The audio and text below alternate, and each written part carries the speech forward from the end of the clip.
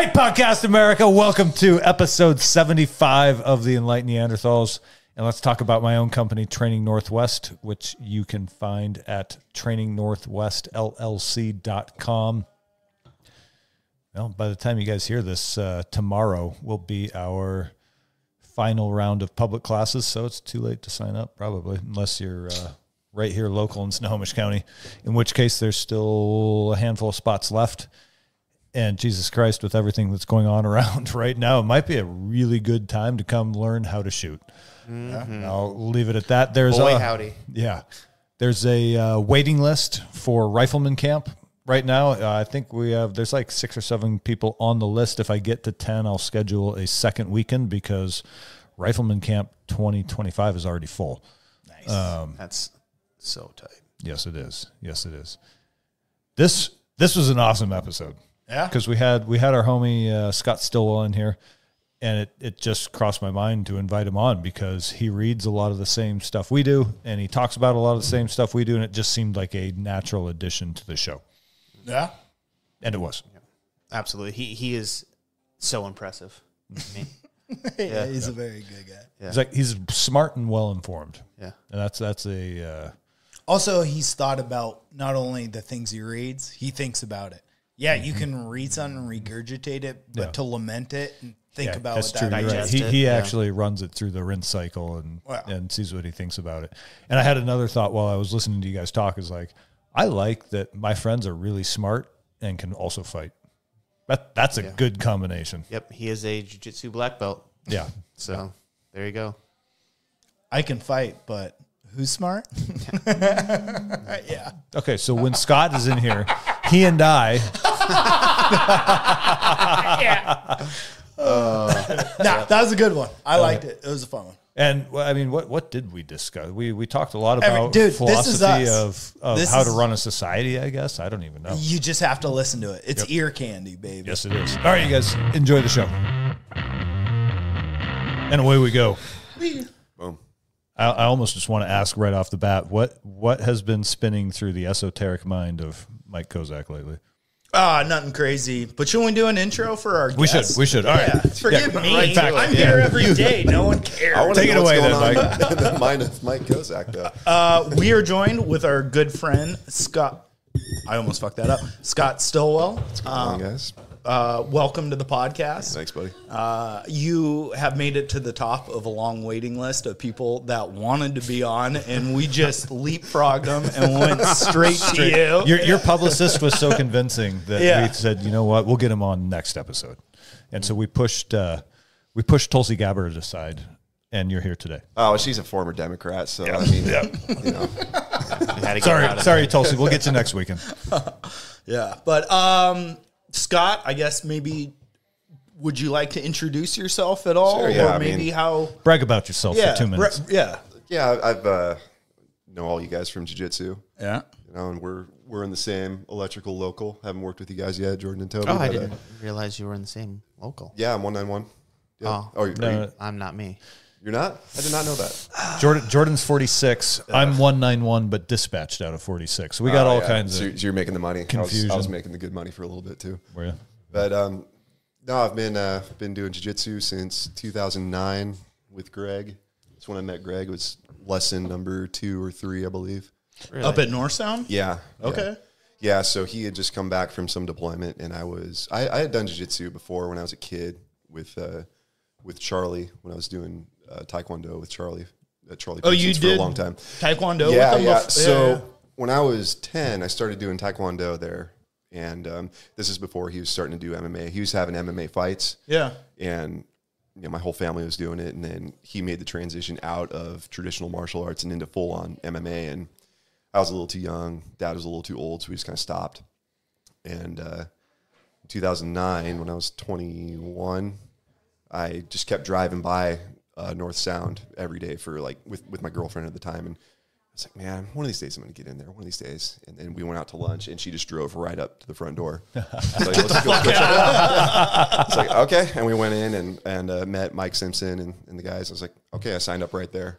It's like, I don't have a gi, I have nothing. So later the next day, I was going to school down in Shoreline. There was there was a martial arts depot down there, and I went and bought a gold weave gi. Oh yeah. And signed up and started training. That was the beginning of the next 15 years or so. Yeah. Really? Until now. So Scott, did you and Mike, did you guys cross paths in No. MMA gyms? No. Did you go to Charlie's? Yeah. So I stopped training there when I was like 14. Jesus, So, that's yeah. young though. It was a long time ago, and he was at the location on McDougal, kind of by the bus depot. He's moved a couple times from when I first stopped training to where he is currently. And yeah, and you were doing MMA, and I know Greg Anderson was doing MMA. Yeah. So there's a whole evolution of the gym I know nothing about. Yeah. Right. But no, I never crossed paths with Kozak until upstairs at Electric. Yeah. Okay. And are you born and raised right around here? Yeah. Yeah, I grew up in Lake Stevens. I've lived in Washington my whole life. Okay. So. Purebred. Pure Pure blood, as I like to call them. Yeah. Yep. Well, cool, dude. Thanks for joining us. Yeah, of course, man. Thanks for having me. And I see some of your reading list and stuff like that. It's his reading list glad. that got him on the show because I was joking. I was like, fuck, every time Scott texts me, I end up, the stack of books next to my bed gets taller because he'll send me whatever he's reading. And it's like, oh, that's my jam it's right a there. problem. It's been a problem for a long time. Yeah, but I noticed there's kind of theme of a little bit of governments getting out of control or power getting out of control in your reading. Well, and it's kind of, I've been thinking about this a lot. Like, what was it that, and I'm not on the fucking tip of the spear with any of this shit, but I was thinking back all the things that I've been reading kind of over the course of my life. Right, like we just picked up. I found A Wrinkle in Time. You ever read that book? So my oldest kid's 5, so she's not going to be ready to read that yet. But we just kind of put it aside. And I was thinking the other day, I was like, I read Animal Farm when I was like 11 or 12. Yeah. And that's just kind of rewrote. Oh, yeah, that's about right. Like 7th grade-ish. Yeah. Yeah. Okay. Yeah. And I've just looked at everything through that filter. For better or for worse, my entire fucking you life. actually grasped it because I remember reading it in 7th grade and not really understanding and not getting it. Well, and if anybody's read the book, it's based explicitly on the Soviet Union, the Russian Revolution, and then Stalin and Trotsky and Lenin. But I just looked at it like these are people. The pigs are people. Like, and then I've just always thought about people that way. Like, okay, what part of Animal Farm are you playing right now? Are you the? God damn it! That means my stack of books is about to get taller by one more, so I'm going to need to reread Animal Farm. The audiobook is like a 3-hour. Is it really? Pretty quick okay. read. Yeah, it's a quick read, but the audiobook's really good. But anyway, yeah, it's just like you say. That's the stuff that I'm most kind of concerned with is just where are we at? How can I arm myself enough to kind of stay in my lane and stay busy and stay focused and not get caught off guard too badly? Well, not even to me. It's like if things go to shit, I'm probably dead. Like you look at major wars or conflicts, and civilian casualties are the biggest things that happen. But it's kind of just nice to see the writing on the wall from the past, and maybe give, like you said, prepare yourself a little, but just understand what era in time you're living in, or what's happening around you a little bit more. Well, and I mean, a lot of people, when shit really goes sideways, there's casualties. It's bad. But someone's got to tell that story, too. Like, someone's got to be able to deliver a play-by-play. Yeah. So that's kind of where I'm at, especially with raising kids now. And the way that it increases. So I was somewhat agnostic about politics until I had kids. Like I was like, fuck it, who cares? I'm going to die someday. It's somebody else's problem.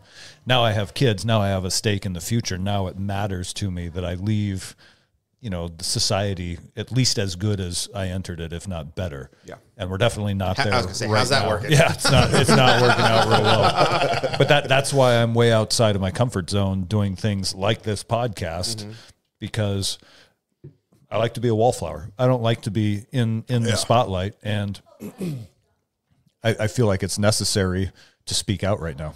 Yeah, agreed. Well, it's just flexing a liberty in this country. And it's like, I've never faggot been out. Oh, it feels good to flex. Shit, we'll see you in the gulag, dude. Sorry, YouTube. I'm turning you in. this will get promoted on Rumble. Oh, Yeah. dude. Yeah, How's that YouTube Maybe. channel going, Tobin? we got like 40 listeners. Hey, that's solid. That 40 more than I thought. Didn't they demonetize or well, we're Hang not on, they flagged you two retards. There's my next flex. Is when you guys were left unsupervised, we got flagged for your racist comments. But It that wasn't racist. No, it wasn't at all. That's Of course it wasn't. I don't even know what you said, and I know it wasn't fucking racist. So Yeah, no, it was not racist at all. And yet somehow we still got flagged because it probably made someone at YouTube's office uncomfortable or tripped their algorithm and their AI or something. Oh, yeah, nobody's listening to it. It's definitely like, Yeah. you said Mexican 4 times, and that right there. Sorry, I just did it here. It was when you talked about them shooting their pistol in the air after drinking. Yeah. It must have got it. I don't see the problem. And here we are again. Here we are again. Should have been here on 4th of July. Yeah. Part of my cultural heritage is fucking throw lead in this guy. No. Got you flagged again. Sorry, guys. That's all good. So, and something I did know, like what I have been noticing just in the last 48 hours that is encouraging is just kind of scrolling through like Twitter or Instagram or whatever real quickly in the morning. I am noticing a lot more people are starting to call out the efforts of this sort of like globalist conspiracy to overtake Western civilization. And even people who have been traditionally left of center, not radically left, but moderate left, are starting to not just swing towards the middle and towards the right a little bit, but everybody is speaking out about it because people are seeing the real danger. Like it was just this morning, I saw a clip of John Kerry at some conference saying that the First Amendment is a real problem for the government to be able to control misinformation. He's like, it's a real roadblock, this First Amendment. It's like, fuck you, buddy. Yeah. Well, it's interesting when they say the quiet part out loud because that's, there's parallel governments happening because there's statecraft, domestic statecraft, the people trying to run the government, and things like the First Amendment are a roadblock, right, for them. Yeah.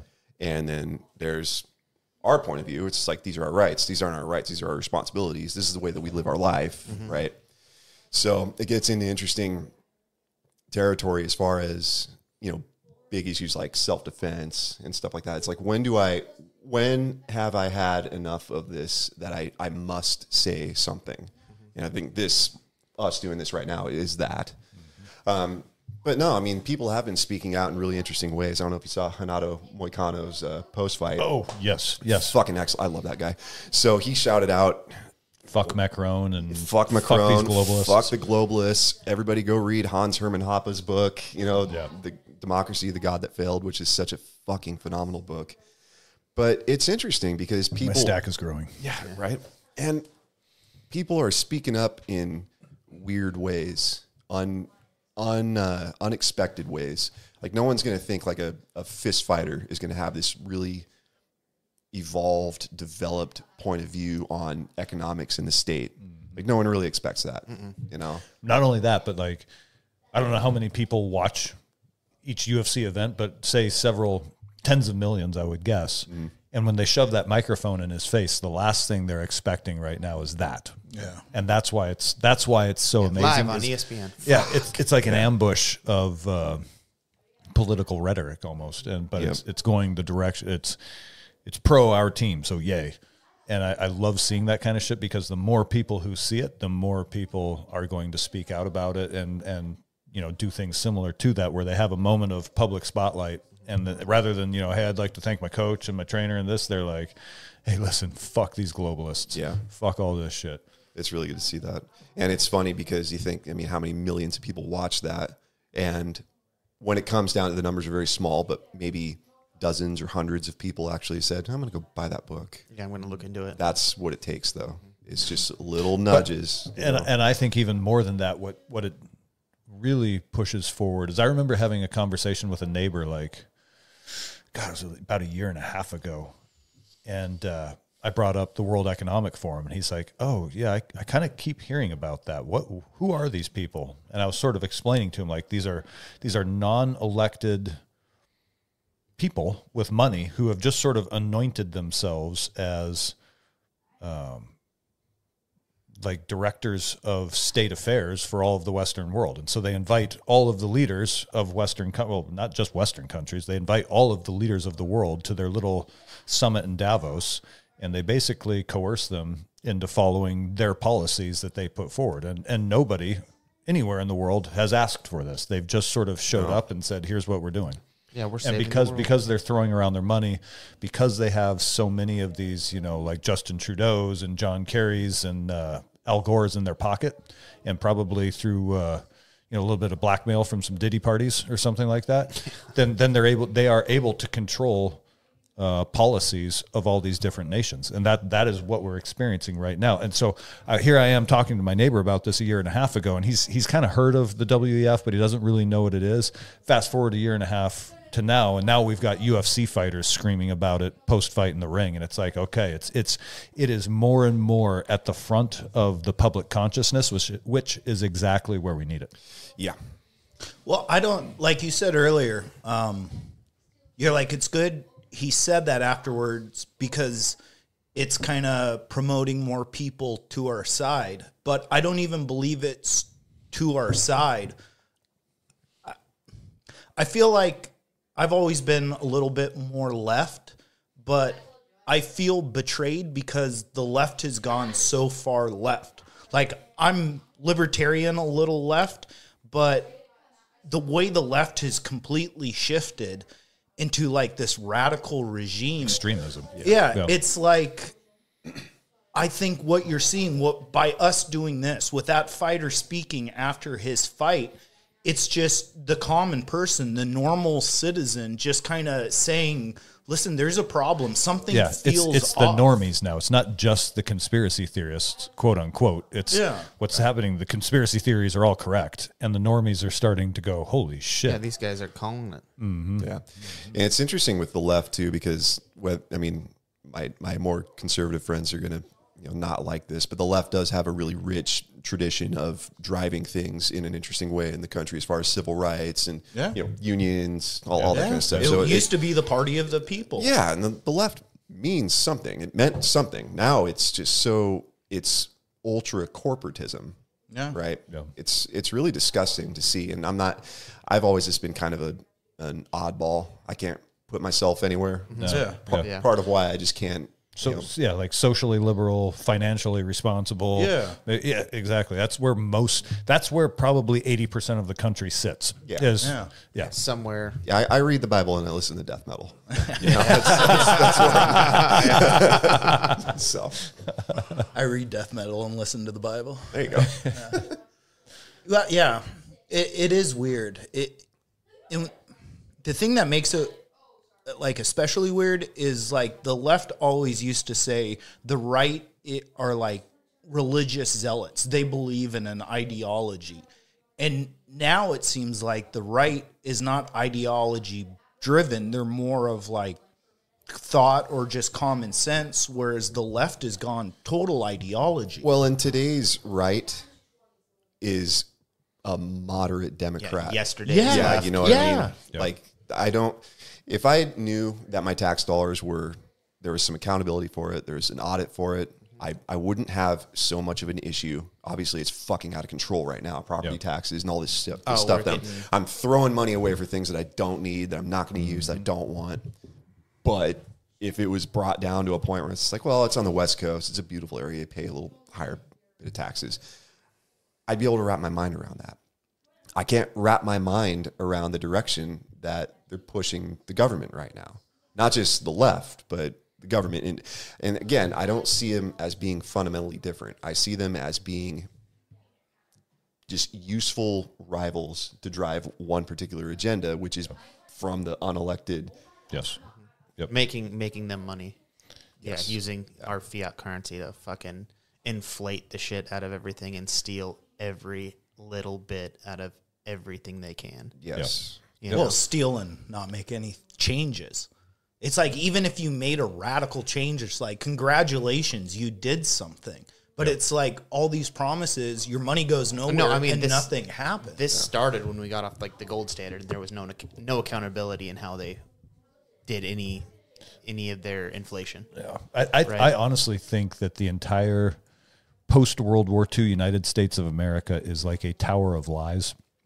And because lies have no base, no foundation, they must fall apart at some point, and that's what we're experiencing right now. So our entire American supremacy has been based on sort of our bullying. We carrying a big stick. Exactly. Yeah. And so we rolled around the world sort of raping everybody of resources and labor so that we could have a burgeoning middle class that was dependent on cheap goods, which is why we were stealing everybody's shit.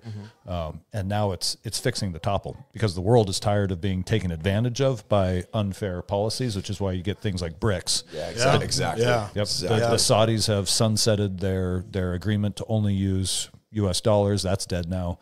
And, we're $33 trillion in debt, and this year's taxes won't even cover the interest on the national debt. Yeah. So the United States of America, Inc. is insolvent, and it's about to go bankrupt. It's going to go bankrupt in the next year, I think, and we're probably in for some tough times. Yeah, it's really interesting because we keep thinking like, times are rough right now. We're going through some things. This is all the preliminary for when we start going through some things. Oh, this is there's still food in the refrigerator right now. Yeah. So because things get pretty haywire. Yeah. And I'm at the point where I think I'm just going to stop paying taxes because the government Can you is afford to? Yeah, exactly. Like how can you continue to pay taxes and licensing fees and all these fucking junk fees and regulatory agencies that are just designed to suck money out of you? And this is a good argument against the Nazi state that we live in. Is like, hey, I'm not useful with you taking all of my money away from me. Yeah. I'm not going anywhere. I'm not doing anything. I can't make anything. I can't produce anything. I'm out. I'm out of money. You guys just wrecked me. You've wrecked my ability to make a life for myself. Yes. Yeah. And at some point I'm going to say, well, fuck it. I'm staying in my house and I'm not paying the mortgage either. And then that's when the bank gets involved. That's when the politicians will listen, is when they're not getting their monthly mortgage check because there isn't one. There's just not, sorry guys, you bankrupted everybody. It's like, guys, I don't have any money. I don't know what you want me to do. Yeah. I can't pay you with what I don't have. Yeah. That's an entire generation of people right now. Yes. So, and then again, it gets to a point. It's like, okay, when is enough? What do you do? How does that coalesce into something of a meaningful political movement or cultural movement? Because it's not acceptable. We don't believe in initiating violence. No. We don't do that. And that won't, honestly, that's not the route you want to go anyway. No. I do kind of think that if we hit that point where the bottom drops out of the dollar and everybody becomes completely broke, that is the fastest way to eliminate all the government fluff. Just because hate to say it, those people will be the first ones to starve to death because they provide nothing useful. Yeah, it's funny. Who was it? One of those snobby dipshits. Harari, I think. You've all know Harari. Oh, yeah. He's talking about useless eaters. Like most people are just like useless consumers or something like that. Wait, was that the Sapiens guy? Yeah. Of the Bill Gates ilk.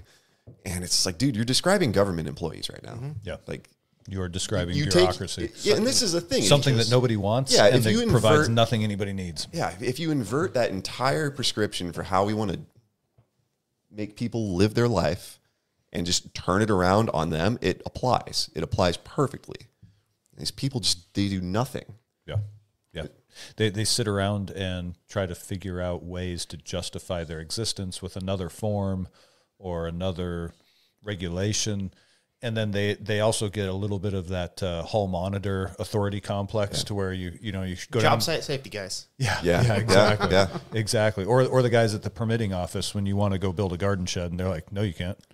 Like, fuck you. It's my property. Well, you can't build that shed. Well, I'm going to build the shed. Going to build it, and that's how it's going to be. Yeah. And that honestly, that's the best way to resist right now is stop paying fee. Like my truck tabs say 2020 because I'm just done. It was going to be $600 just license my truck. And it's like, I don't need a sticker to drive my truck. Yeah. It works just fine. Especially these days. It's like, I'm not going to spend 2 tanks of gas for a sticker. Yeah. Go fuck yourself. Yeah. For what? For why? Why? Where's this money going? Yeah. Well, you do need a truck to drive through all those potholes on the freeway. Yeah, exactly. Make sure you have a good truck. The dual ply radials. What was it, like 8 billion went to Ukraine last week, and then another point whatever to Israel. And right now you've got Asheville, North Carolina, or half of North Carolina is underwater. Yeah, I just saw some overpass sinking into the river. Yeah. You know, when's that going to be back up and running? How many people are out of power right now? Yeah. And how long will they be out of power right now? Yeah. That's why you don't live in Florida. Yeah, that's why you don't go to Florida. Yeah. Wow. That's nuts. It's all the way into Georgia, you know. Well, there's other things there too. Yeah. Biolab fires. Yeah. Well, no, I'm talking. plant. There's the hurricane hit Georgia too. I mean, they're close. It's all same shit down there, right? Maybe that's where the fire came from. It was a sprinkler. Sprinkler started the fire. Who knows? Couldn't have been an attack. I couldn't tell you. Of course it did. Excellent logic. Sprinklers start fires all the time. Yeah, it's weird to think like you guys were saying earlier, you're like, it'd be better if things kind of just happened. Like if the downfall started. But it's like, isn't that what they're trying to do with the money thing? And this is just like a long game because it kind of seems like things are like going the way they've been supposed to go for the people winning. Thank you. For, I don't know, 40 years, 50 years. Like they're slowly like just bleeding us of money. Well, that's what I mean. It got more aggressive in the last 10 years. It's like anything else. It's, exponential. I guess as the bottom slowly started to rot out, they had to get more aggressive to maintain their same status. And it probably grew like to the point where more and more people were in on the corruption. So you need more to pass around, right? Everybody wants their little percentage. Yeah. But it's like, so you're talking about getting change, and it's like, well, there's two ways to get change. One is through revolt or violence, or the second is for just to let the system that's rotting fall apart. Everything disbands, and then it's a new collective starting over again. Yeah. And it's like, I don't really know if one is better than the other. They both suck. Yeah, because in one way, you're going to have armed factions that maybe have their ideas of what a new society is, and they're going to fight for it.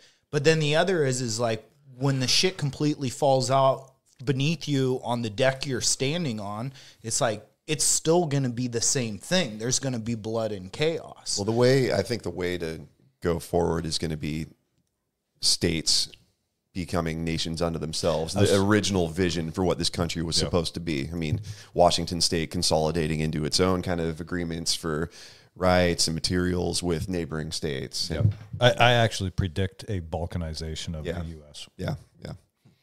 Which is really scary. Yeah. Because we had a civil war that it was not good. A lot of innocent people got wrapped up in that. And this is the whole thing is you don't want to expend innocent lives, especially in a time of turmoil. We're here to build life. We're here to put our families forward. Well, not to mention that war disproportionately kills off your young men who are your engine of economic improvement. Yep. So if you kill off all your young men in a civil war, who's going to rebuild the country? Thank God I'm 41. I know. I just missed it. I can ride the coattails of this war. Think about all these single women who are going to be running around. This would be the best. Yeah, well, I need some of that P. Diddy baby oil, man. I survived the apocalypse, and all I got was his baby oil. Speaking of that fucking guy, do you think they had the Epstein situations at the time of the founding of this country? When do you think that became a thing? I think that's Benjamin clearly Franklin was involved. I think with happened. the intelligence, those with the rise of the intelligence state post World War II. I started listening to that talk you sent me to on the way over here. Actually, it's Mike really Benz, good. That's really a guy good. everybody should follow. Where he really describes the rise of the what does he call it? Like he's talking about the covert action side of like the intelligence community and how it has no oversight and no what's the word? Accountability. Accountability. Thank you. Yeah. It's just sort of everything is like, hey, this is what we do. We do illegal things under the radar, and we're allowed to do it. And it's funny, like the number of international laws I broke as a CIA contractor in the name of doing my job is of freedom. Yeah, yeah, and that's one of the reasons why I'm like, fuck this. I'm not following all these rules here because I know damn well that all of our officials are corrupt. I mean, look at the stock trading of our Congress. Yeah. So why we should be expected to follow all the rules when all the quote unquote leadership doesn't even, like, they're not even pretending anymore. They're just openly flaunting the fact that they are very corrupt, and they're like, "Fuck you guys. This is how we roll. You're serfs. We're the landed." Yeah, lordship. autographing missiles, autographing bombs. Just one of the most out and out, what the fuck? repulsive fucking things I've ever seen. Yeah. I know that people do that. I know that war fighters have done that.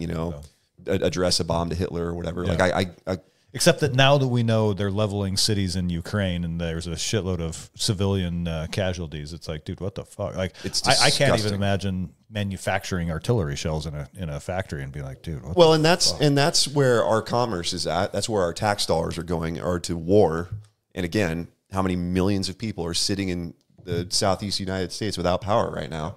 Yeah. I mean, come on, man. I mean, I've said it before on this podcast too. Like, you could take all of these defense contractors, Raytheon, Boeing, L3, the big, Lockheed Martin, and you could say, hey, you guys, you're an engineering company at your heart. So guess what? Change of direction. Now you do infrastructure, because we're not paying for all the DoD stuff anymore. War lines the pockets of the elite. That's it. Yeah. And until that fucking changes. I can even go deeper on a spiritual level. I think that because war brings with it hatred and discontent and hardship on the home front, that it's actually an attempt to lower the spiritual vibration of everyone involved. So it's not just the Americans who suffer. It's the Arabs and the Muslims and the Africans and the Russians and everybody. And it takes a lifetime to get over it. Exactly. And so literally everybody involved in the war, whether it's on the home front or on the battlefield, is having their spiritual energy pushed into a lower vibration, which is where the devil gains his energy. Yeah. Well, your foreign policy. That to me is the true purpose of these wars. This is a spiritual battle we're involved in. Yeah. And the foreign policy that we use is the most effective tool that we have to turn it around into our domestic policy, because it requires so much of our money and our resources. If you have a war going on, you know that you've got a leash on the population. Mm-hmm. And we've got multiple wars going on. So we have multiple leashes pulling in different directions. It's going to keep people down.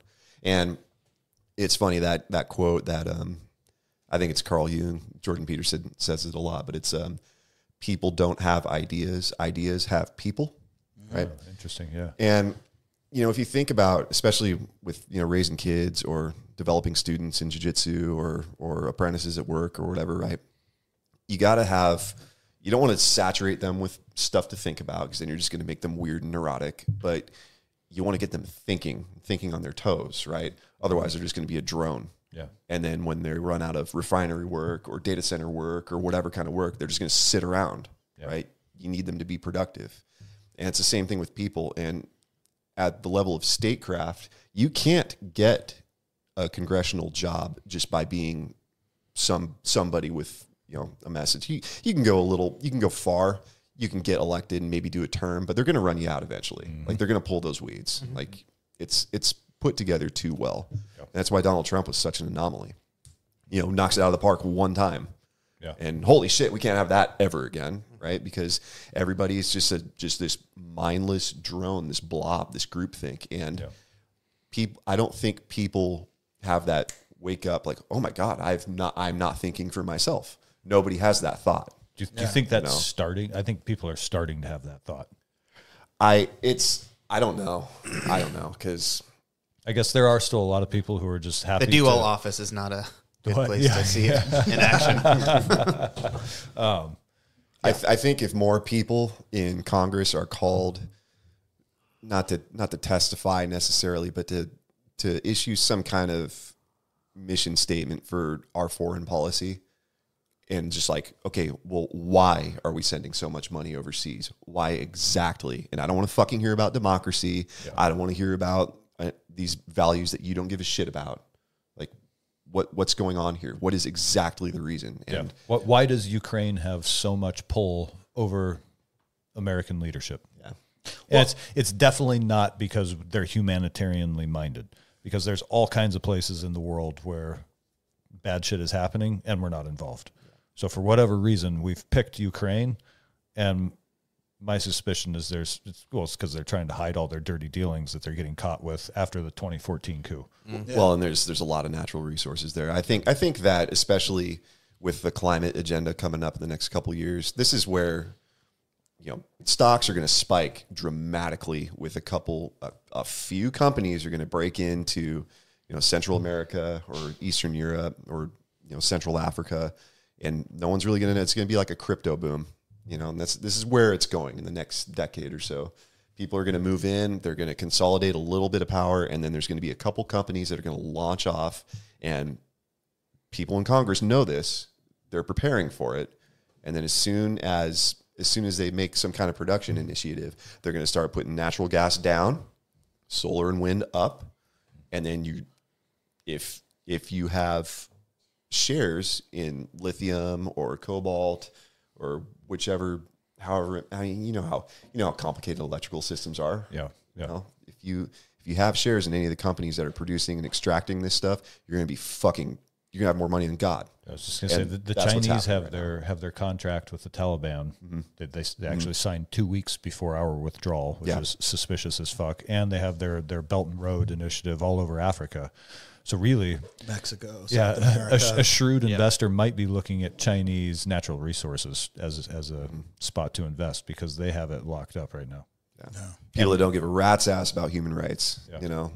The Saudi kingdom, the Chinese Communist Party. Mm-hmm. So, and this is when people think about solar or green or climate, anything like that. It's like, understand that some people are going to get rich and these policies are not going to affect us in a positive way. Yeah. It's going to sound good, but wind is garbage. The solar is not producing the way they promised it would. And it leads to a whole lot of fucking waste. And Jesus Christ, think about the car batteries. What are we going to do with car batteries in 20 years when EVs are everywhere? And now we've got all these lithium and cobalt batteries oozing, toxic shit into the earth. Yeah. And nobody is talking about it. Like even the people, I get the politicians who are pushing it are getting money for it. They are pushing it for a very different agenda than actual giving a shit about the environment. But how long until all the stupid environmentalists who've been just fucking fooled right down the river and not like hook yard or hook, line, and sinker, they have bought off on it completely. At some point, they're going to figure it out. Yeah. That'll be an interesting, or maybe their ego will prevent them from actually admitting it, and they'll just hang. Part of what we're dealing with is a lot of people are starting to be aware that this is all fucked up, but their ego doesn't want to let them admit that they were wrong. Yeah. When you've been wearing that jersey for a long time, that's what it is. It's just team mentality. Yeah. So. Yeah. It's. Hang on. You want to hear the widget? I couldn't hear it. Dang it. Yeah, it's weird to think too, in that same mindset, I think communication, I think we're turning an era in humanity or in this world where we've always had war, but as communication gets better post-war, if you look at the Civil War or think of the fall of Rome. When Rome fell, it wasn't like there's other countries coming in and being like, we're going to rebuild you. It was kind of community and word of mouth. And it's we're going to form. Well, really, after Rome fell, didn't Europe hit a dark age? For a couple exactly. Years? Yeah. But that's what I mean. It's not like people what we have to look forward to. But people weren't we're going to help rebuild you and build you back up, build back better.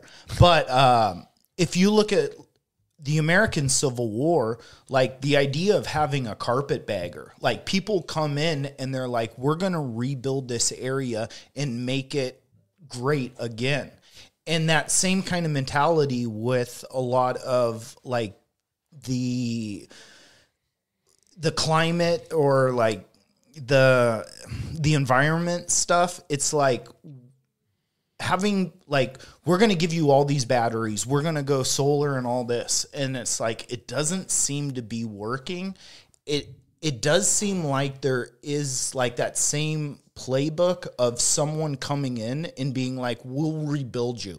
Yes, you have all this waste from all these EV batteries and all these failed from mining all these precious metals. We have all these toxic areas of chemical mining, but it's no, we'll give you the next standard of good living again. To me, it just seems this is the same playbook of we're not only, it's like once we we'll destroy you a little bit, or these actions will destroy your society, but don't worry, there's a fallback. There's another group that's going to come and save you. Yeah. And so I think it doesn't get people thinking about like how actually bad it is, because there's a Superman in the distance once society falls, or this protocol falls, someone will come in and they'll save you. And I feel it doesn't give responsibility to a country, to a society, to citizens to actually stand up or to think about what's actually happening. There's a bunch of guys that I work with who are really into the QAnon stuff, and they have this theory that these white hats, whoever the fuck these people are coming to save us all. They're gonna save the Republic, and America's gonna return to its greatness. And it's like, you guys are sitting around doing nothing because somebody on Twitter has convinced you that somewhere behind the scenes, the military is not working to save the country. The military is a fucked up bureaucracy that could barely find a fucking hole in the ground. That whole thing, one day, that is going to be just such a dramatic intelligence coup when it comes out what that actually was. Yes. So I looked into it kind of tertiary. I was kind of paying attention to it as it was going on. Mm-hmm. I think a couple things. I think one, AI is obviously everything's way ahead of the game, right? But I think that was a big part of it. I think a lot of these things, they kind of roll them out in the daylight just so you kind of get used to it. Oh, you're saying like introducing AI slowly? It's further ahead than we actually realize? I think that thing was just basically a bot just running kind of in parallel with what Donald Trump was doing, just pushing another parallel agenda that had nothing to do with anybody else. It was just a program that someone just let loose. Yeah. Just like, go create havoc. And it fucking did. So I don't even know. It created some havoc too, but I think what it really did is kept a whole lot of people from getting off the bench. Yes. Yeah.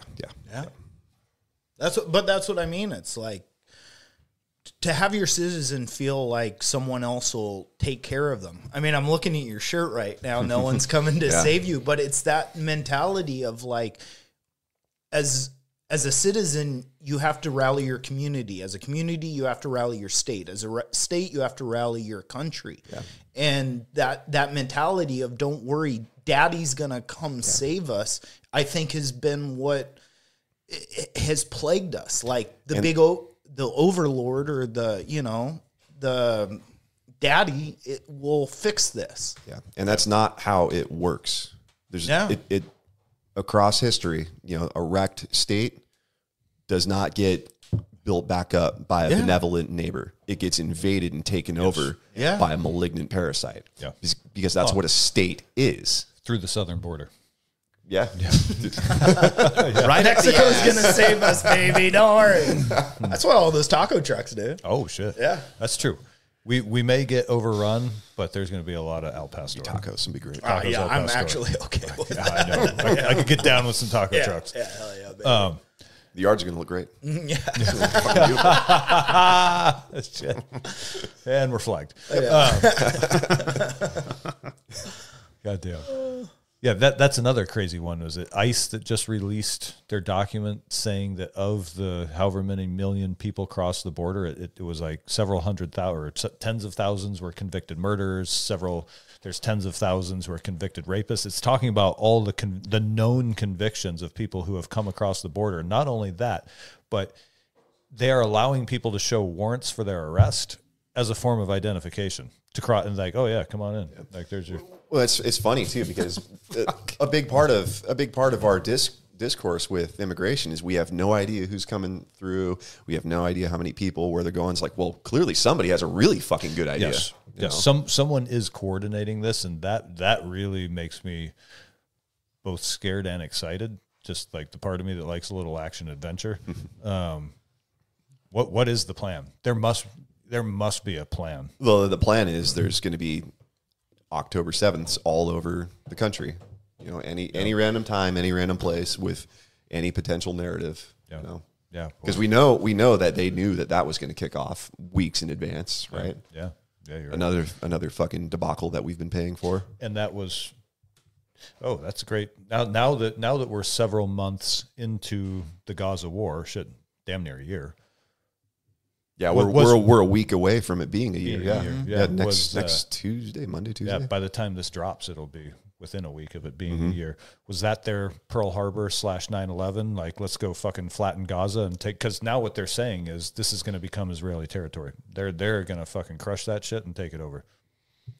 Yeah. Interesting. I mean, because we knew Pearl Harbor was going to happen. Yes. I mean, that's understood now. Yep. I mean, Pearl Harbor, a week, 10 days the prior, Lusitania, fucking Gulf of Tonkin, 9/11, like, you know what I mean? Like, there are some serious questions around 9/11, and everybody immediately shouts conspiracy theorists because it's a great way to shut people down.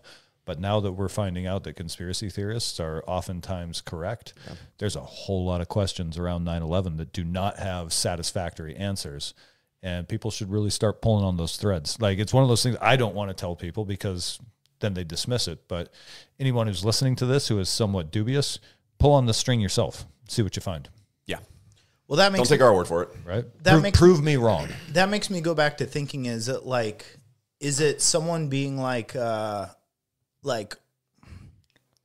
think to allow those things to happen just allows you it's greed. It's the ability to create money. Like, once again, the military machine, it's like, if we do let Pearl Harbor happen, it's like, it's going to suck. But you know how many defense contracts or how much we're going to build coming right out of the Great Depression? Exactly. There's a theory that we never really emerged from the Depression. We had a war. We had a war boom. To fix it. We just produced and created all this shit, and most of it ended up at the bottom of the ocean.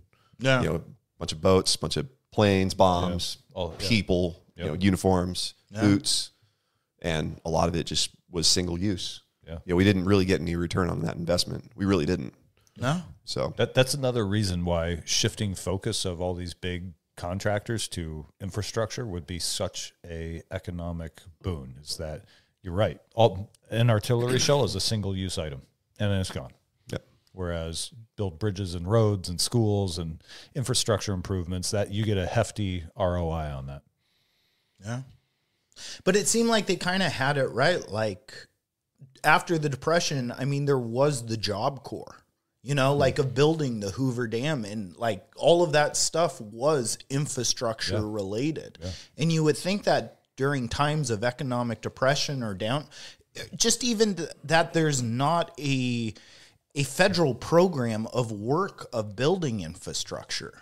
Like, it seems like every country should have that as part of their doctrine. Yeah, for as large and inflated as the federal government is, you'd think they'd have a little more attention being paid to the quality of the infrastructure, the roads, the fucking rail lines, or even just the thought that the role of government is to serve the population rather than.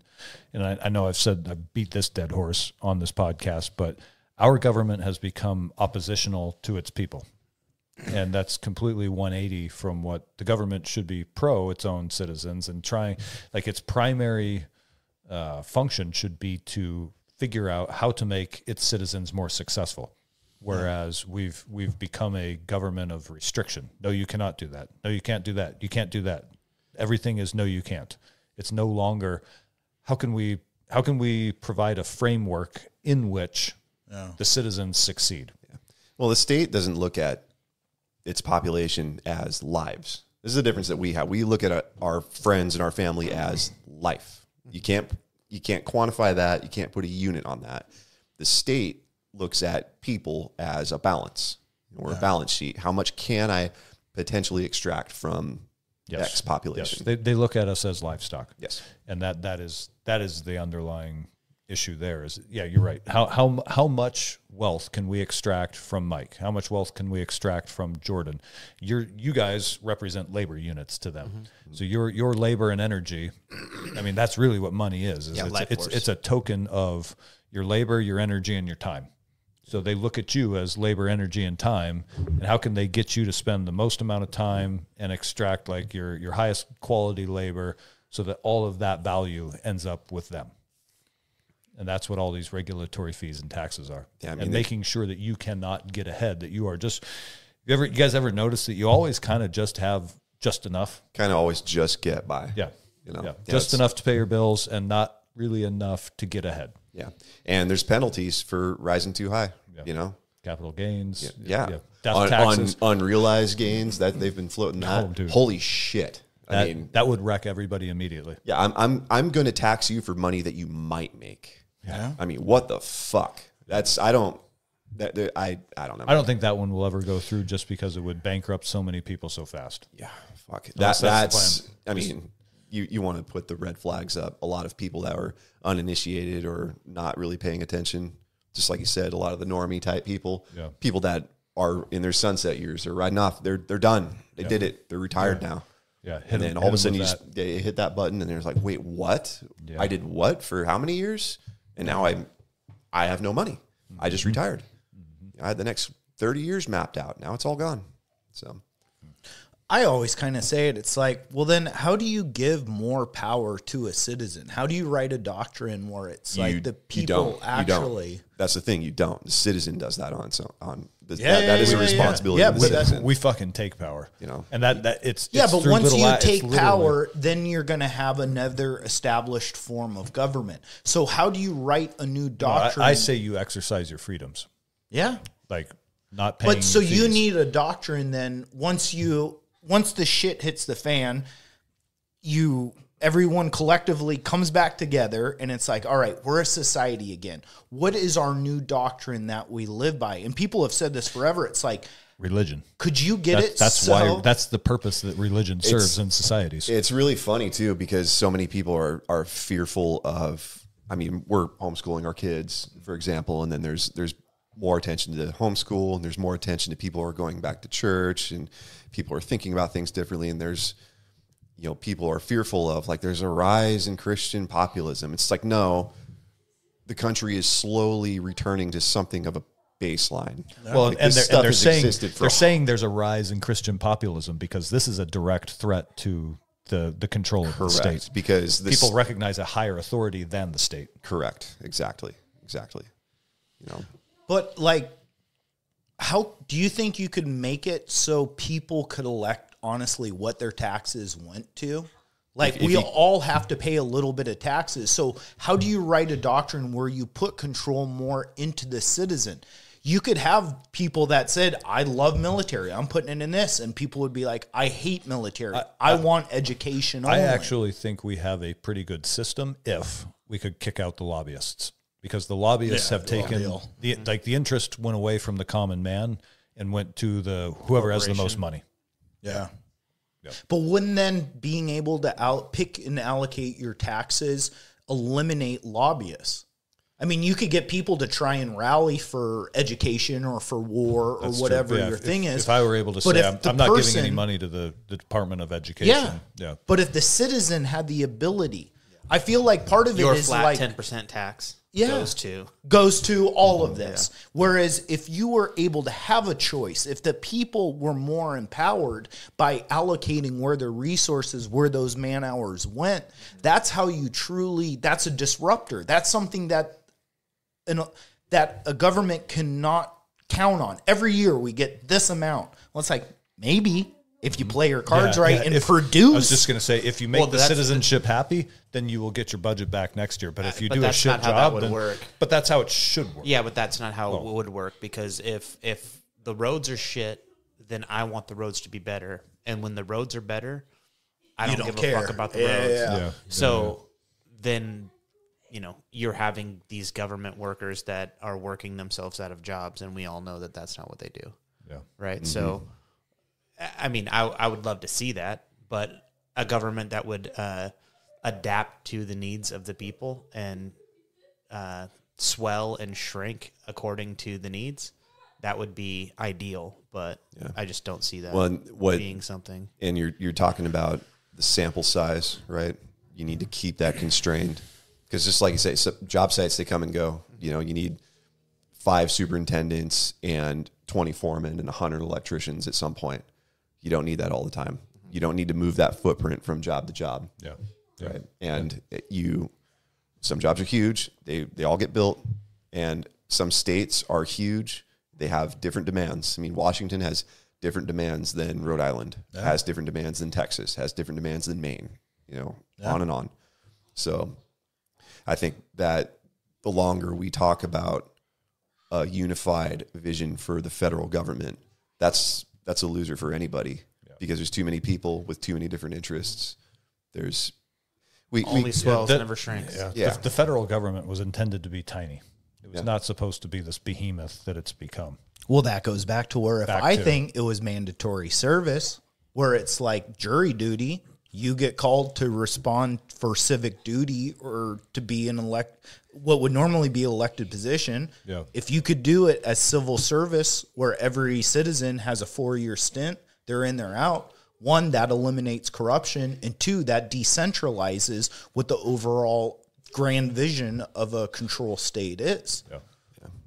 Yeah, it's interesting. I've kind of flip flopped on that a lot in my life. I never served. I was never in the military, but because we have such a large volunteer force, so culturally and just there's family ties, and there's a drive to serve your country, and then there's people like, I need a way out of my my life. Exactly. So the reality is the enlisted ranks of the military are largely filled with people who come from poor backgrounds. Just because it's like, hey, you get a place to live, you get a paycheck, and you're guaranteed your food. Yeah. And the political class is like, I'm not fucking doing that. That's why there's so many draft dodgers. That's why it's such a thing. Yeah. Which I fucking despise the draft. I think it's evil. Oh, yeah. It's criminal. Yeah. But it's compulsory service, not just, in the military for sure, but just doing something. Yeah. It doesn't have to be military. It's civil service. Yeah, we brought this up on a previous episode a while back, that it would be nice if everybody had to do like 3 years of compulsory, am I saying that right? Compulsory service after high school, but you could choose. Do you want to go DOD? Do you want to go Job Corps and go pick up trash on the side of the highways, or build trail? You know what I mean? Yeah. There's build the highway. Yeah, exactly. There's a whole lot of stuff that could be done stateside that if people who don't want to be in the military could still give service to the country. Yeah, and the thought of taking, because I didn't graduate high school, right? And I didn't go to college. I got my GED to sign up for the apprenticeship, right? The thought of I'm not doing this with my kids, but sending them into high school with no kind of trade craft, not to off ramp them into something like, hey, you could potentially do this or this or this. They just took a whole generation of people and said, learn computers. Computers are the future. Well, it's not the fucking future for a lot of people now. A lot of people are having the rug ripped out from under in our generation. Yeah. It's like AI is going to, what's funny is that AI is going to replace a lot of the highly educated people first. Mm-hmm. Doctors, lawyers, white papers, stuff that you would just pay some intern to type up this 500-page instruction manual for a fucking whatever system. Yeah. It's like, I can have that instantly. I don't need to pay that kid anymore. Yeah, and not only that, they have an AI that's already it's diagnosing various cancers with like 99. Yeah, exactly. Yeah. So hey, guess what, doc? You're out of work, and it won't be long before you can just scan a body, and the surgery will be done by a robot, because robots don't make their hands don't tremble, right? So the surgeon's out of work. You know what I mean? The whole thing will just be done by robotics. And that's insane. Then just insane to think about, like the human touch, how evolved and precise surgery got so quickly, and then it just on the verge of evaporating right now. Yes. Do you think that's why they want to dumb down most of the population, so the people that have any kind of education can stay there, at the top? No, because I think they're still pushing AI forward. And it's but I'm saying the if you make a majority of the population ignorant or just dumb, then the educated people will stay at a higher level. Yeah, because they'll be running the AI country club type thing. Yeah, just keep that element alive.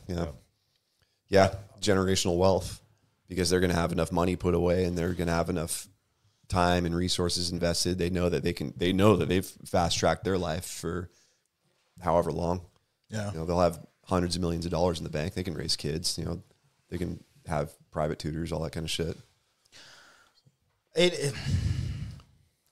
But let's go back to the top of the episode, because I want to know what's going on in the esoteric mind of Mike Kozak. We might have to take a break. Let's take a pee break, and then we will come back and we'll find out what kind of madness is going on there. What'd you come up with? I didn't come up with anything, but you guys asked. We did. And nothing I've been thinking of lately is esoteric, but I've been thinking about this. Ordering a sex robot. I didn't think about it. I did that. It's in the mail. They're not as good as you'd think. Did eyes. There's a lot of talk of civil war, right? Mm-hmm. There's a lot of talk of civil war constantly happening. And something I've been thinking a lot about is I think about like the people that fought World War II. Everything I do goes back to World War II for some reason. But I think about the people that fought in World War II, and they just got out of the Great Depression.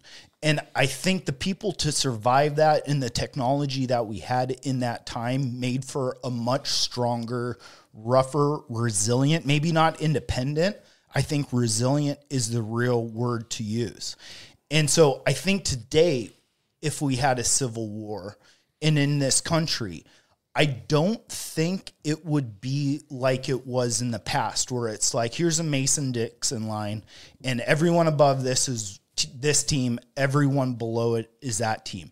I feel like due to separation and diffusion of ideas in different kind of sects of thought process, I really feel like you would have more faction based, like you always say, balkanization. Yes. So, but in thinking that, I think money, because people don't have that resilience of the past, I think the struggle and the strife in not having money would be so much harder on people that whoever was able to start to provide, people would gather to in these different factions. So as you look at like a BRICS that's type how thing, warlords rise. Yes. So if you look at a BRICS or an idea like that, where they're changing the standards of what money is based off of the American standard, like I think what you would see is different countries giving money, funneling money to support different regimes. I think if America had another civil war, what it would be the other countries of the world fighting for power, throwing their money into it. Just the way a Vietnam happens and China goes, I'm throwing all my money into North Vietnam, and America goes, I'm throwing it all in South. Korea, name your war post-World War II. I think if we had a civil war, it would not be just related to us.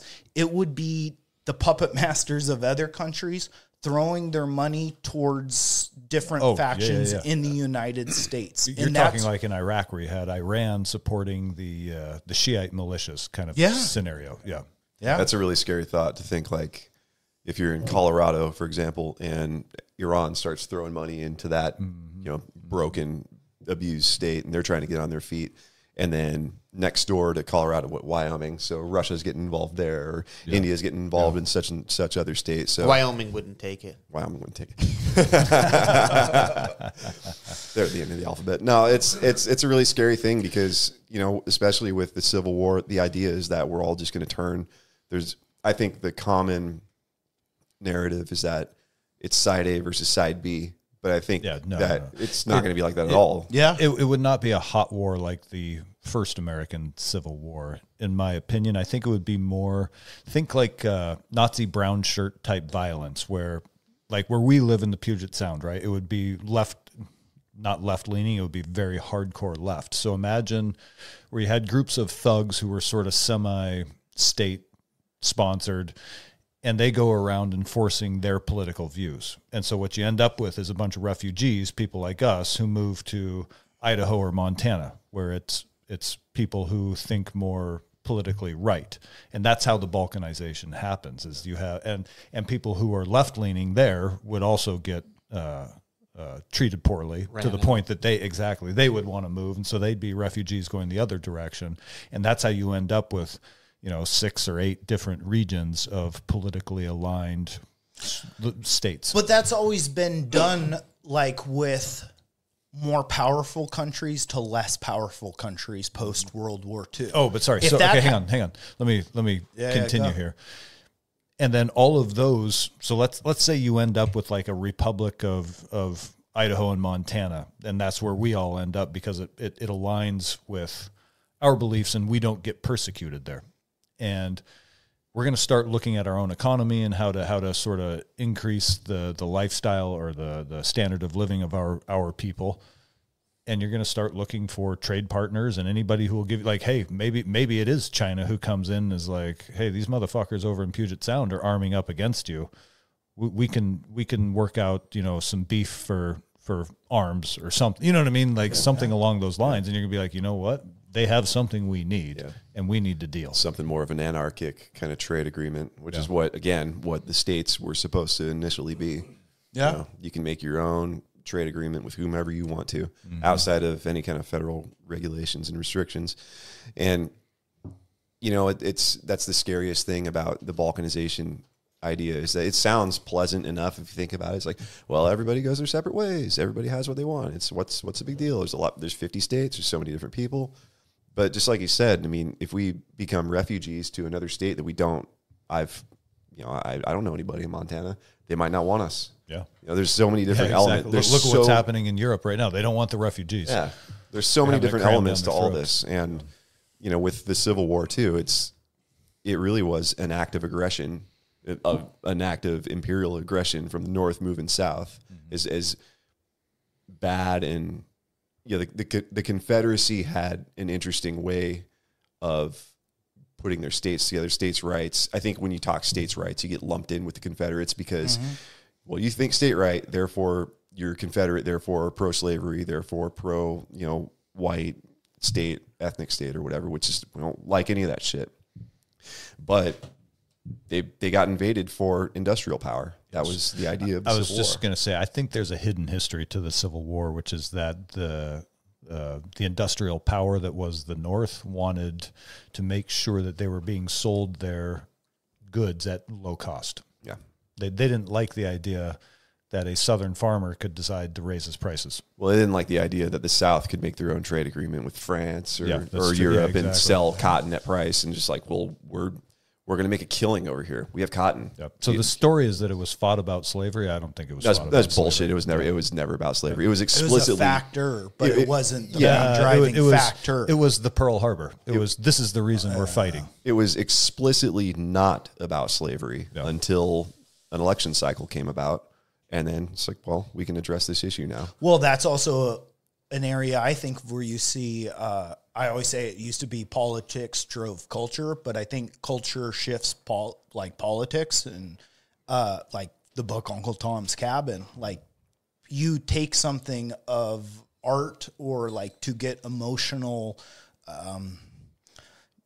get a group, get people reading it to feel like what it's like to be a slave and have a slave owner. Yeah. And I think that was a huge factor too in driving the war too. Word started getting out, and it wasn't a new idea in in 1860s. Like, hey, slavery is really bad. It's like, no, this is something that the founders were working with for a long time. I mean, even with the Declaration of Independence, they're just like, we're gonna deal with this right now. I said, no, we got to keep this country together.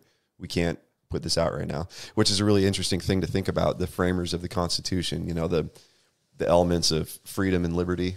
A lot of those guys were slaveholders. It's a really interesting. All of them. It's a really interesting contradiction of our country, and it's really easy for us to say, and I agree wholeheartedly, that slavery is just repulsive in every form. I think compelling anybody to do anything is just evil. Yeah.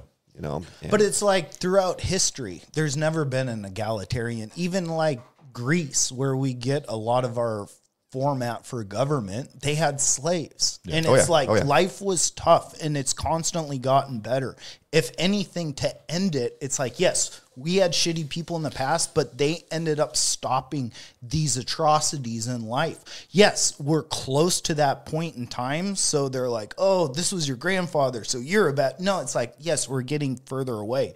But does it matter in 1,000 years whose lineage owns... It's like, no, the fact is we got over it, and we're getting better. Yeah, the thought of slavery not being an institution is a very new idea for people, which I don't think we take the time to to stop and appreciate really how remarkable this country is for that reason. Yeah. And, you know, as defunct basically as the British Empire became, they were part of it as well. I mean, a lot of Western civilization, for all the evils and fuck ups and everything that we did wrong, we did a couple things right. You know, we recognize human independence and liberty. We do anyway. Yeah. I mean, Yeah. and it's really easy for us to say that because we live in Washington. The state was founded in 1889. You know, 40 some odd years post Civil War. Yeah. So we don't really have, as statesmen claim. So we pat ourselves on the back for not having a history of slavery, but really we're just right. Well, it's just like Gavin Newsom just I think he's working on passing a reparations bill. It's like California was a free state, dude. Yeah. You have nothing to apologize for. Yeah, it's all like, political. That's true. It is all That's political. a good point. Also, you're talking about the Civil War, and the South had good ties with France. And during the Civil War, France sent over soldiers to help the South fight. Mm-hmm. But Did they really? Speaking of that Civil War like mentality in the How'd that United work? States, You guys got any German cousins you can send over? I mean, it's all fine and good and everything, but you know, A lot of running happening around here. yeah. Track But- stars. that I feel like France wasn't able to be a powerful enough nation or like technology and the ability to inject resources into the South wasn't as big of a factor as it is now. If there was another civil war and France said, yeah, I'm going to back Montana or Louisiana, let's go there. But I'm going to back them. Their ability to inject into the society to make a strong, like with shipping what it is now, it used to be a sailboat. But now it's like, I'll send over a plane and you will have it within 24 hours. Yeah. And who has the power to do that? Who can swing a hammer like that worldwide these days? It's China. Well, for sure, but it's less and less us every day Yeah. at this point, which is, again, people that live here that aren't involved in whatever's going on the other side of the world start thinking about that. We're not able to swing the hammer that we used to, so we got to start planning ahead. Yeah. We got to plan past this election cycle, past the one after that, past the one after that. We got to start thinking about when our kids are our age. Yeah. Yeah. So we got to have these We need plans. to think generationally instead of Yes. 4-year election cycle. And this is why it's so important. This is why having the church, having religion for so long, it's like, you had a guidepost in life. Yeah. Boy, that would be a cool movement to start talking about is we need to have a generational goal for the society and the country. Yeah. And start because we really do think in short terms. Like if our guy wins this time, man, we'll have 4 years and we're going to get it's bullshit. Shut the fuck up. No, you're not. And the reality is too, one way or another, however it goes, this is the end of MAGA. It's done. There's not going to be a charismatic person to pick up that flag. Maybe they'll try to keep it going. Vivek or someone will lead another year. But there's not. I don't see there being yeah. like a passing of the torch kind of thing happening with that movement. I think it's going to run its course, and this is why we got to start thinking. It's like, okay, I don't even think a solid administration can stop the bankruptcy and the chaos that's coming. No. That's I mean, not we're, what they want the to debt is what it is. It's The almost- dominoes have fallen. It's almost going to be. I mean, who the fuck knows? But it would almost be convenient enough if, Team Corporate Blue takes the L and pins all the fucking upcoming bullshit on the incoming. I've heard that theory before. That wouldn't surprise me. And I actually, in fact, there is a large. I'm not like married to this, but I can see a scenario very likely where Trump is the guy who has been brought in to crash the system because. Think about, I was thinking about the Patriot Act and how ironic it was that we all cheered for it in 2003 because we're going to fucking get those terrorists. Yeah. And in doing that, we gave away so much of our own privacy. And so as Trump comes in with everybody fired up about illegal immigrants, I could see everybody. In fact, I know guys at work who are planning for 6 months. They were very anti-COVID lockdown, and now they're planning for 6 months of being locked down under martial law while illegal immigrants are rounded up, and it's like, you fucking moron. Yeah. Dude, you're cheering. And so a large number of people will cheer for their own imprisonment and facial recognition cameras on every storefront because illegal immigrants. And how do you round up illegal immigrants? Well, you have to have checkpoints so that you restrict people's movement. So now you need what? A digital ID to get through a checkpoint? Because illegal immigrants, and then what? What else can we attach to that digital ID? Maybe a vaccine record, maybe a digital currency. And before you know it, you are in a fully controlled police state. And I could very much see Donald Trump bringing that in. And the other thought I had about Donald Trump is, what was he known for before reality TV? He was the guy who bankrupted a shitload of companies, right? So the United States of America, Inc. is insolvent. It's time to bankrupt it. So maybe he is this. I mean, he's the fucking Republican nominee. You don't get to be the Republican nominee unless you are approved by the system. So he's approved by the system. So maybe he's already been pre-selected. He's coming in to be the bankruptcy guy. Do you think he was approved, or he was just so big in stature and character? They're like, we have no other option. I think the first time he was a fucking gorilla, like guerrilla fighter. They were like, where did this come from? And nobody really understood the power of Twitter and social media.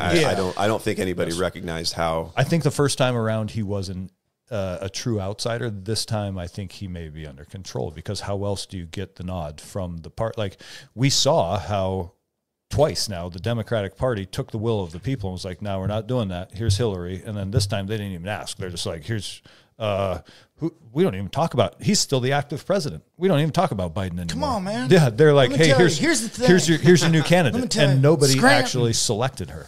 Nobody selected her. So she was selected, which makes me think that Donald Trump was also selected. And that's how, maybe so. But one way or another, that's an indication of how fucked our political system is. Yes, it's controlled. This guy is running against the most unliked people in American history 3 times in a row. Yeah. You know, No shit. you know,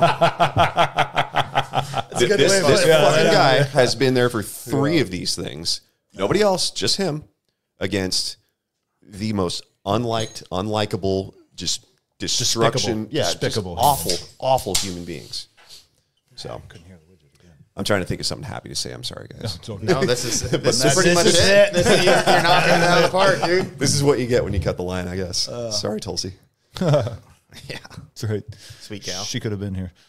No, it's just, I mean, I love talking about this stuff though, because this is where we get to game plan what the next 20 years are going to look like. Yeah. Because we're going to live this stuff out. Yeah. And you know, we've got to think our way out of this. We can't just get to the next election cycle and then get to the next, because then politically you're just living paycheck to paycheck. Not only like long term, but it feels right. Like, part of why I enjoy this is this podcast feels a lot to me like the writing of like the Declaration of Independence, like beer hall listen, talk. Mike, in 200 years, they're going to be talking about this podcast like they do like John Locke's books. You know what I mean? They'll be like, okay, in episode 75 of the Enlightened Neanderthals. But it's like a lot of it is just like, it's different opinions and ideas. But what it is having all kinds of different thought coming around to one specific table and starting to air it. And not only air it like to get it off your chest, but for other people to think, to put it into the take it into consciousness. perspective. Yeah. Like, it is important to do that. I mean, that's Yes, collaboration is the best. Go all the way back over a year ago. The reason I wanted to start this podcast was to put ideas into the public mind. Mm-hmm. Mm-hmm. What are your thoughts as far as like, how do you as an individual today kind of buck the system and like start planning for that 20-year? Question everything. You know, and I think that the things you hold most kind of near and dear and the things that you take for granted are the first rocks that you need to flip over. Like if you're pro-choice or pro-life or pro-taxation or pro-whatever, if you're pro-Republican or Democrat, you need to tear those things to pieces. And then if any of it doesn't fit, it's like, well, why are you flying that flag? You know, you just have to tear things apart from. That's true. Like a critique of your own before you go espousing to play for one side or the other. You should do like a heavy internal review. Yeah, and then it gets to the heart of belief too, because if you can't express it by action, you don't believe it. That's just reality. You can't say that you Quote believe. of the day. You can't believe in a healthy lifestyle if you eat like shit and you don't get good sleep and you don't exercise. Okay? And that's why jiu-jitsu is so helpful for all of us. And wait, hang on. Why did you look at Jordan when you said that? I didn't realize that. Shots fired. I tried to go equal. There's what the fuck? Well, it's a lot of body to stare at. This is what an athlete's body looks like. Drink it in. Yeah. Oh my God. Okay, hang on. Say that one more time because that was profound. If you don't believe in it enough to live it or to take action. Yeah, if you can't express, I don't know exactly how I said it, but if you can't express it with action, you don't believe it. That's fucking. I like that a lot. You know, if you can't make an issue for it, you don't believe it. Yeah. You know, if you don't read the Bible and say your prayers, you don't believe it. If you don't live a healthy lifestyle, exercise, eat well, you don't believe it. If you don't, love your family actively, you don't believe it. So yeah, that's what this actions are beliefs. Correct. Actions are. I would say beliefs drive action. Just because it makes you get off your ass and put the effort in. Not do it. Well, it's like, I shouldn't hit my wife, but here, get over here, Linda. You call this meatloaf? I can't go anywhere with that. Yeah, but there is. I kind of want to ask that question around the horn though, because that was also a good question. Is what do you say that again, Jordan? What did you ask Scott? How do you buck the system? Yeah. How do you change your? How do you buck the system? If you're wanting to provoke change, how do you buck the system?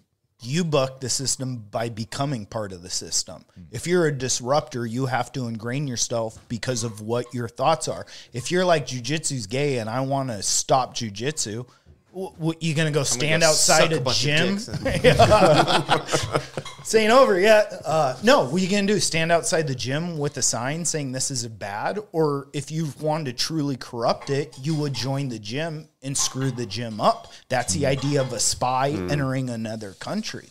To buck the system. So you're going full subversion. I like it. But to buck the system, you have to work the system. You have to break it. This is, in a weird way, it is a game. Like the idea of a leader and status and structure. This is throughout whether it's a wolf pack or a group of people, it's people fighting for the hierarchy, like to lead this group. And so to buck a system, that's, look at Mao. Look at people who have taken over other governments in the past. They bucked the system by becoming it. Hitler was like, I'll change this all by becoming the most loved in this country. Because I will say, and that's where the idea of like, when people are like a Trump could become Hitler, and it's like, I don't really think that. But like you're saying, like, what if he gets in and he's like, this platform is about getting all illegals out. We need to create a surveillance state.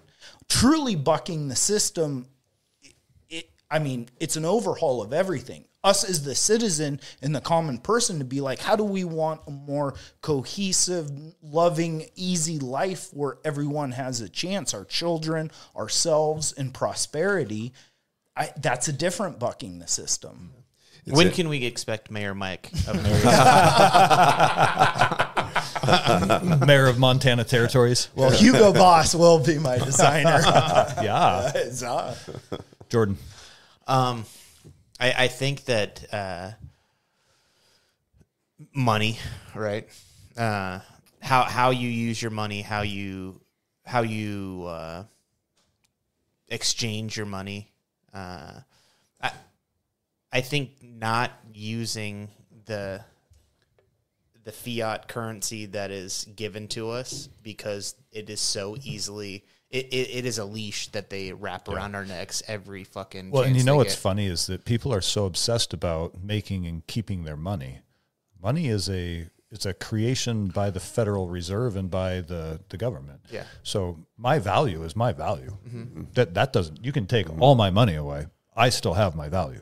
So if I were to immediately say, you know what, fuck your job, fuck your taxes, Fuck your licensing fees. Well, because fiat I is don't like need Latin. your currency. I don't care about your currency. I will work for trade because my value is very high.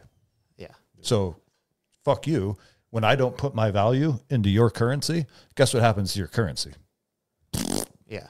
Fiat is Latin for decree or by decree. So it is a by decree by the use of force.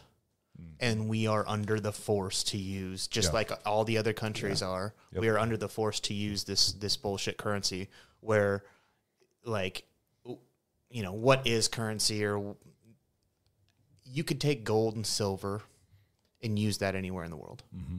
And it crosses all the boundary of what, you know, along with goods and services, right? But that's a way in which you're not going to be taxed on that, right? If we started doing that and trading to each other based on, I don't know, our own value system, how you create that, but I mean it would be up to us. Yeah, it could be a direct exchange of goods for services or goods for goods, or it could be you could be trading fucking pine cones or 22 bullets or whatever you decide is what you're going to use as if you're going to use a voucher system like a currency, then you get to decide. Yeah, I was trying to learn about. I guess my point is that all these people who are like, even I have had these thoughts of like, shit, if the system crashes, we're all going to be poor. No, we're not, because the value is us. Yeah. We are the value. Yeah, you and that's if you can change that mindset in the country and in the community, you can completely do away with the currency can fail and our value continues. Like this house, this neighborhood, this society was not built on literally dollar paper bills. No, it's not. It was it's built made out on of wood. Our fucking value is what created all of this. So our value is not going to go away when the currency crashes. Our value remains. It'll suffer short term. Yeah. Short term, because we'll just have to figure out how to continue to run things on some sort of exchange. But also the value of this house is dependent on other people in a group doing their job collectively. Like it's got me thinking, like Jordan said, how can you buck the system? And it's like, yes, people can buck the system, but also technologies buck the system too. If you think of like television and radio, for so long, once its invention, it became like a powerhouse of disseminating ideas, culture, influence, shows, standards. Leave it to Beaver, don't swear, you know, like you can provide norms. But when you get something where like the overlords of radio or of TV and producers say this gets on air, this is acceptable, this isn't, the invention of the internet and having just randomness of putting up whatever your show is, you don't have to get approved by the FCC or, you know, any organization. This is out there.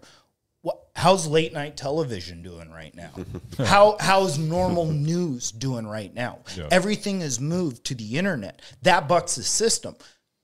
Taxi cab drivers used to be the main mode of random transportation if you're out of the area or even local. Now, Uber taxis are going out. A way to buck the system is also to invent and to create a hierarchy of people and groups working together. Technology provides that. So this house does have value, but if we did hit that Civil War type status, we do provide effort into the system, but the fact that that starts to fall apart, we could redo this house, but it's like, I need some press board for the outside. Or you guys know how to make fucking paint? Yeah, I don't know how to make paint. Is an electrician with no wire, you know what I mean? Yeah. I get that's that. A way I'm not saying we're going to have like an abundance of goods and materials. I'm just saying that we should not be afraid of currency collapsing, because currency is not the value. We are the value. And we're not going anywhere. So our value remains. And boy, howdy, is it nice to have something to exchange for goods, though. No, I get it. I get it.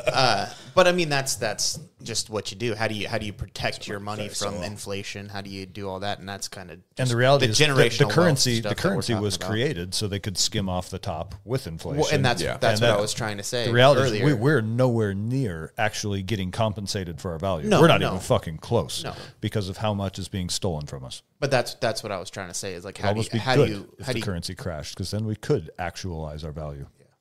How do you get away from being stolen from? Yeah. And you're going to take a hit right out the front, but like, stacking silver. Lynch mobs come to mind as a good idea. Whoa. That was Tobin. Do you guys think you would ever run for office? I stand by that, by the way. Yeah. It's like, it was. Totally felt. Come see me. Yeah, come 2110. Oh, shit. Shit. I've considered it, Kozak, and it's funny because we've I maybe like locally, in my town or in my county, just kind of get involved. Yeah, and it's funny because you're talking about bucking the system, like becoming a part of the system, and like I don't go to union meetings because I don't like those people and I don't want to be there. Yeah. But union participation's at like 11%. Yeah, right? You could be a big change. You could change it immediately. Mm-hmm. You would get massive resistance because it's designed that way. This is the whole point of if you guys read that book, Democracy, the God That Failed. Every year, it's a great book. It's a fucking wonderful book. Yeah, I know that much, but every year they had a sample set of voter turnout. I can't remember the state of the country, but it was like exponentially lower every year by like a really serious factor. It's like you get this massive state and you tell people to get involved. They don't want to because there's no skin in the game. At some point, the machine gets so big, it's like, well, it works for me and it kind of sucks, but why would I take time out of my day to show up for this? I mean, I know I'm paying a lot in dues and, they're kind of a bunch of fuckers, but I got a great thing going on there. Yeah. Like, and also they're not going to listen to me. Exactly. You know that they're not going to listen to me. They tell you expressly when you show up, like, no, sit down and shut up. So you got to, if you're going to do that, you got to show up in force. You get enough of your buddies. Fucking numbers. Yes. And this is rope and some gallows. Yeah. And that's the thing is people like us. I'm not wired like that. I don't like that. I get my skin crawls when I think about sitting in there and trying to like raise my hand and like, are you sure? But that's the point of this conversation. Yeah. That's why we're not doing well, is because enough of us are like, I don't want to do it. Let's let it happen. And the more of us that get involved, that's why it's like, should people like us more run for politics? And then you think about it, who actually in their right mind would want to do that? And you see, because they're there. Yeah, that's people. And then you see the character. You see the character traits of people that actively want to participate in that kind of thing. But they're doing that because it's a passive society. Once it becomes a time where it's like, this is so fucked up, the true leaders step up and say, no, I'm done. All of us are running. Yep. That's when I feel you get that buck, that change, because it's like, you're letting the clowns run the system for so long, but once the clowns have destroyed it, real leaders reemerge. Yeah. I mean, how does one even sign up to be mayor? You show up to a city council meeting. Yeah. Really? We should fucking falsely do that to Greg. This is the beginning of Greg's candidacy. Nah, dude. You know how cool? I'll put in as his opposition. You know how cool a debate night in the town hall would be? That's a fucking genius idea, actually. We should all sign up as independents and debate each other. Yeah. That'd be so fun. That's actually not bad, dude. I am 100% into that. Loser gets hanged. I'm out. Sorry, guys. Hung. Excuse me. It would actually be kind of interesting if a bunch of us ran for county council. Yeah. Yeah. I mean, but this is how these fucking things happen. They game plan this. They have exactly this conversation in high-rise apartment buildings over fucking cocktails or whatever. We're doing it with cheap beer. Over a lake. Over a lake. Which is much better view. But no, they look at every position, who's up for re-election, who's doing well in such and such district, and then they target. And then they just go, okay, well, you're going to run for this, you're going to run for that, you're going to run for that. Even if they don't knock it out of the park, well, they're going to get one or two people in maybe. Mm-hmm. There you go, you're in. Yeah, your foot's in the door.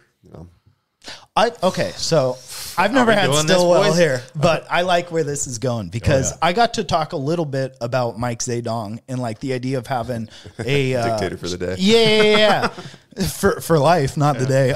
But like certain things like compensatory service, like running for like every like jury duty, you are put in like. You're the sanitation department king. You're part of city council. One, that eliminates corruption because people can't be elected or money can't be used to sway. It's like a lottery system, right? And I think certain things like that, like if you were to put people into service, like if you were, so we're talking about like, the citizens are mad, so the leaders truly rise. But it's like, that's because the times have gotten so bad that the leaders want to step in. Mm-hmm. If you made it so there was no ability for people to have influence or to corrupt government, like in and out within 4 years and never back in. If you made it if you're talking about compulsory service, every position, every iteration of government from the state to the federal level. Yes. It's all by default now a single term position because you're going either you step down or you're getting voted out. If we made that an aesthetic, say, I don't care who you are, how long you've been here, your first term is your last term. But also you're moving on. Yeah. Also, you don't get elected. And not moving up. Correct. Moving on. Correct. You're moving done. on. Yeah. You're done here. But also you don't get elected. You're randomly selected. Maybe say a couple people they put in, but they're never elected. Like, or they're never put in. Like you can have take IQ tests or like take cognition tests and you qualify. Don't get me wrong. There's stupid people. I don't want stupid people being the president, but it's like you've made this businesses, your IQ is up here, like an Elon Musk or something, then you could be maybe elected to a presidential term. Or based on that, maybe a city council or a mayor. How you've done in the private sector. But that allows the ability to not have money. Like anytime someone gets elected, the more money you have in campaign funding, you usually have people that have special interests in whatever it is. We're going to elect you to this, so you allow our company to dump this over here or to build this new building here. Well, that's what the sheriff Fortney. Yeah. He said that the last election was the most expensive sheriff election or like campaign in Washington state history.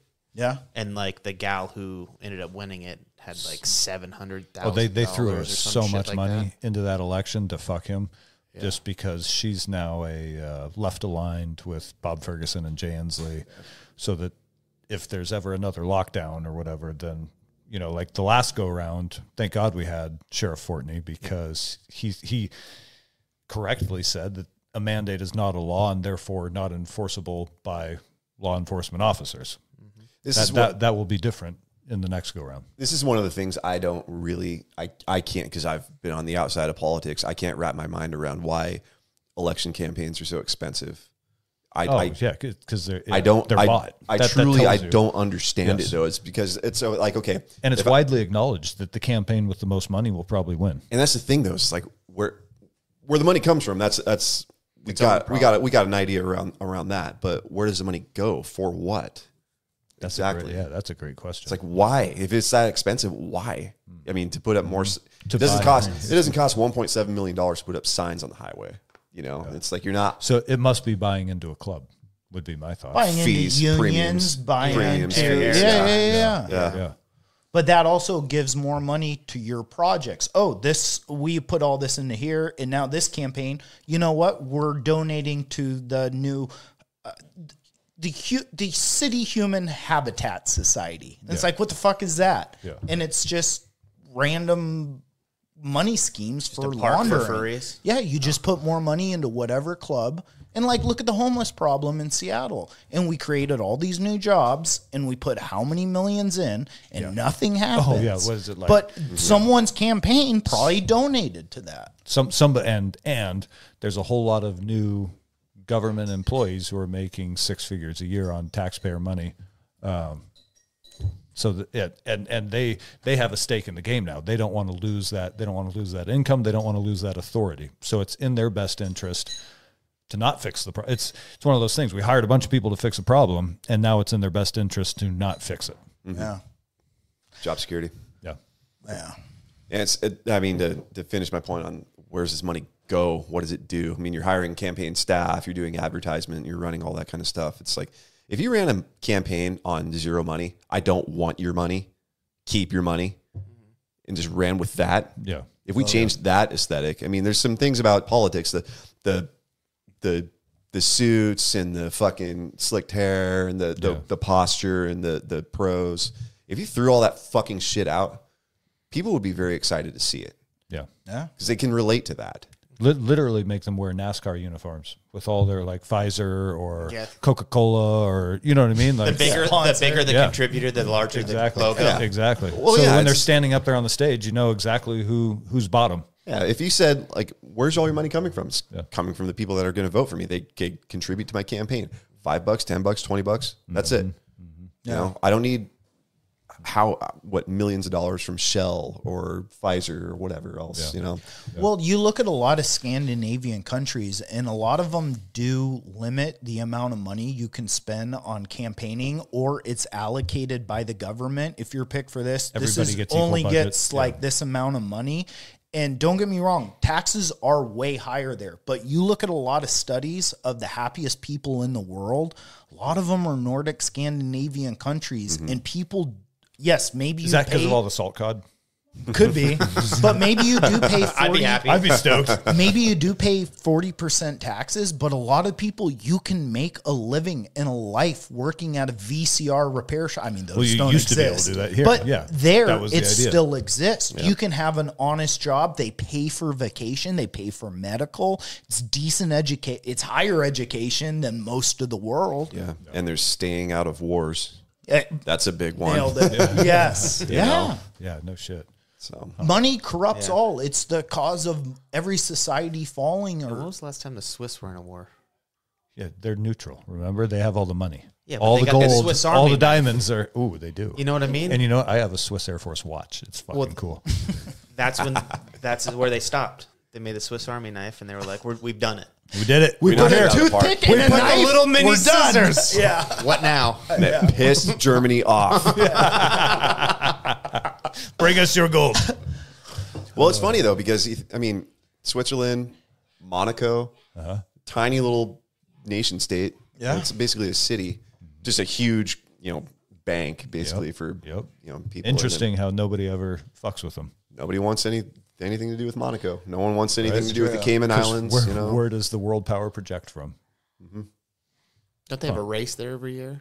Oh yeah, Monaco Grand Prix. That's the one. Yeah. Son of a bitch. Interesting. There's pockets of the world that no one wants anything to do with. They don't have a standing army.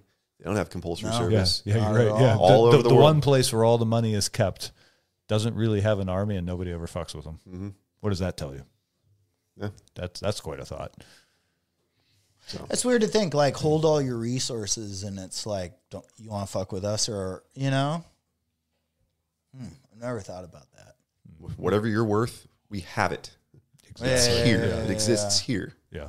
So interesting. And then the counterpoint to that is, people that have nothing and they've been torn to pieces and they've been, kids your age driving pickups and my age.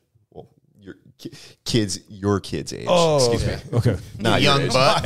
Shit. Tobin's got a pair of overalls on, cut off. Hey, mister. He's blushing under that beard. Oh my god! But I mean, I don't know where I was going with that. That's all right. Well, speaking of kids, I think that the way to buck the system is teach your kids to think critically instead of rote memorization, which is what is being taught in school right now. Go back to what Scott was saying about question everything. As obnoxious as kids are when they fucking question everything, that's the route we need to go.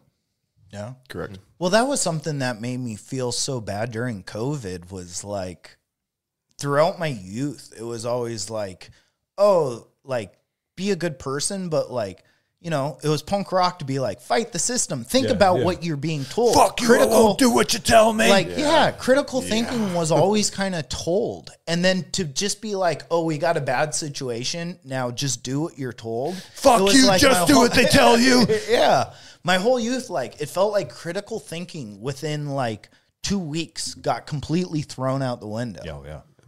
This is why it's so important to lead by example. This is what it's really all about. This is why, you know, Electric passed whatever 250 members now. Yeah. Holy fuck, dude!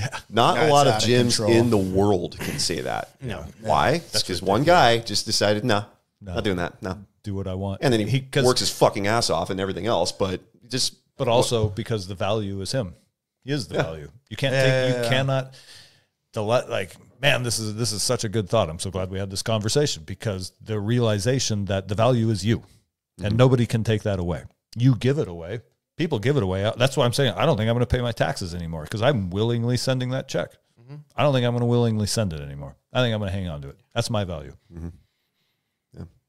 This is the idea of being a multidisciplinary person. I think that's where kids are going to go, where young people are going to go.